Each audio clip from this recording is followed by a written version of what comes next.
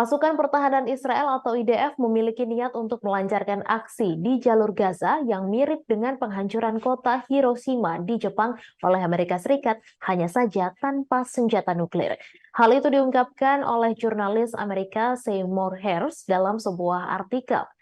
Lebih jauh lagi, Perdana Menteri Israel Benjamin Netanyahu mempunyai niat untuk melenyapkan Hamas.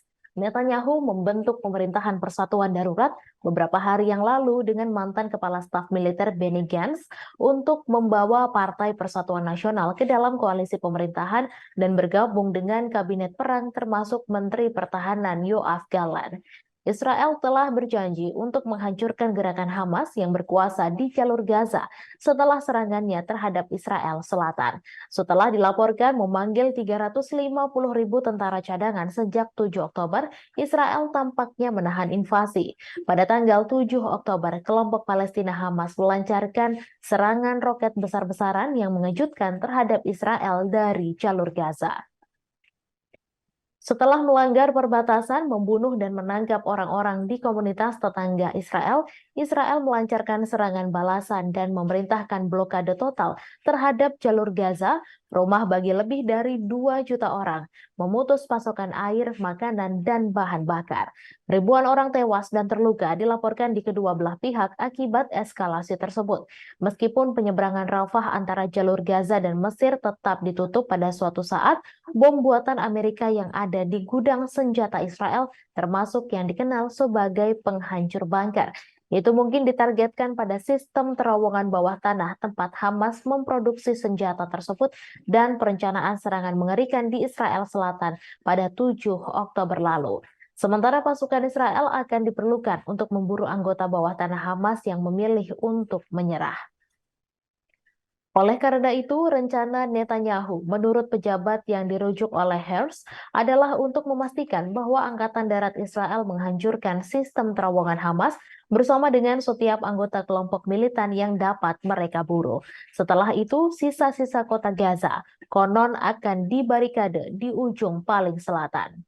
Hersh juga mempertimbangkan kunjungan Presiden Amerika Serikat Joe Biden ke Israel pada Rabu lalu, setelah sebelumnya mengirim 2 kelompok penyerang kapal induk Angkatan Laut AS yang dipimpin oleh USS Gerald Ford dan USS Dwight D.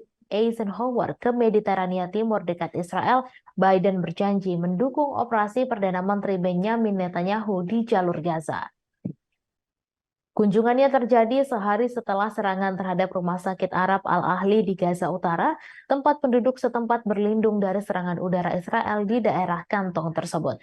Pada tanggal 17 Oktober, serangan mematikan di Rumah Sakit Al-Ahli menewaskan ratusan orang. Pihak berwenang Palestina dan tentara Israel sejak itu saling menyalahkan atas bencana tersebut. Hamas mengatakan bahwa rudal itu diluncurkan oleh IDF, sementara para pejabat Israel menyalahkan gerakan jihad Islam Palestina. Seluruh komunitas internasional terkejut dengan bencana itu dan warga di seluruh dunia bersatu mendukung Palestina dan mendesak dilakukannya gencatan senjata.